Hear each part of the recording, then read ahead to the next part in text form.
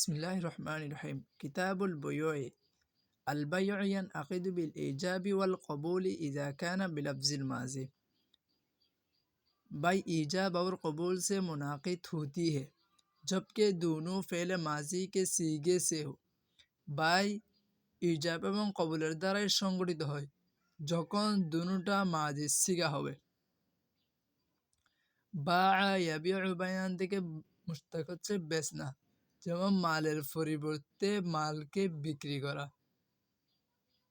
ইজাব এবং কবুলের দ্বারাই সংগঠিত হয়, চাইতো প্রস্তাবটা প্রথমে ক্রেতা দক অথবা বিক্রেতায় দক। বাই যে জায়েজ, ওটা কোরআনের আয়াত দ্বারাই প্রমাণিত, যেমন ওয়াহাল্লাল্লাহুল বাইয়া ওয়া হাররামার রিবা। যে মাসআলা বলা হয়েছে ওই মাসআলার তাফসীর, ওই মাসআলার তাফসীর হচ্ছে বাই ইজাব এবং কবুলের দ্বারাই সংগঠিত হয়। অর্থাৎ একজন ব্যক্তি বলল আমি এটা ক্রয় করলাম, অপর ব্যক্তি বলল আমি এটা বিক্রি করলাম, তখন ইজাব এবং কবুলের দ্বারাই বেচা বিক্রিটা সংগঠিত হয়ে গেছে। কিন্তু শর্ত এটা যে এই দুটোটা মাজির সিগা হতে হবে। এখন এই দুটোটা মাজির সিগা হওয়ার কারণটা কি, ওয়াজা কি? ফেলে মাজি ব্যবহার করার দ্বারা, ইস্তেমাল করার দ্বারাই কতটা পরিপূর্ণ হয়। কেননা আরবি জবানের মধ্যে একটা হচ্ছে ফেলে মাজি আর একটা হচ্ছে ফেলে মুজারে। ফেলে মুজারের তর্জমা হচ্ছে হাল এবং অথবা ইস্তিকবাল। সুতরাং যখন ইস্তিকবালের মানা নেওয়া হবে তখন বিক্রেতা এবং ক্রেতার মধ্যে শুধুমাত্র একটা ওয়াদা হবে যে এটা পরিপূর্ণ বেচা এবং পরিপূর্ণ ক্রয় করা এটা হবে না। এই জন্য কথার মধ্যে এবং বেচা বিক্রির মধ্যে পরিপূর্ণ করার জন্য ফেলে মাজি সিগাকেই ব্যবহার করতে হবে।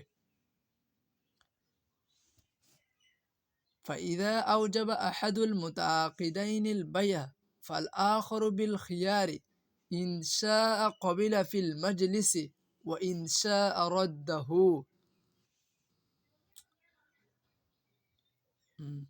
बस जब खरीद और फरोख्त करने वालों में से एक ने बाई का इजाब किया और दूसरे ने इख्तियार, चाहे मजलिस में कबूल करे और चाहे उसको रद्द करे, যখন ক্রয় বিক্রয় দুজনের মধ্যে থেকে একজন যদি প্রস্তাব দেয়, চাইতো অপর ব্যক্তি মজলিসে থাকা অবস্থায় গ্রহণও করতে পারে অথবা মজলিসে থাকা অবস্থায় সেটাকে প্রত্যাখ্যানও করতে পারে। এই মাসআলার তাফসীর হচ্ছে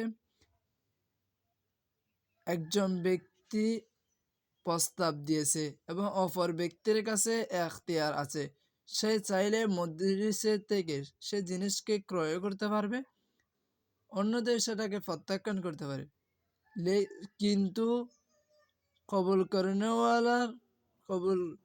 করেনেওয়ালার এখতিয়ার মজলিস পর্যন্ত বাকি থাকবে। যদি মজলিস থেকে উঠে যায়, যদি মজলিস থেকে যদি খতম হয়ে যায়, তখন সেটা গ্রহণ করার তার জন্য আর এখতিয়ার থাকবে না। এখন মজলিস থেকে উঠে যাওয়ার এটা কারণ কি? মজলিস যখন লম্বা হয়ে যাবে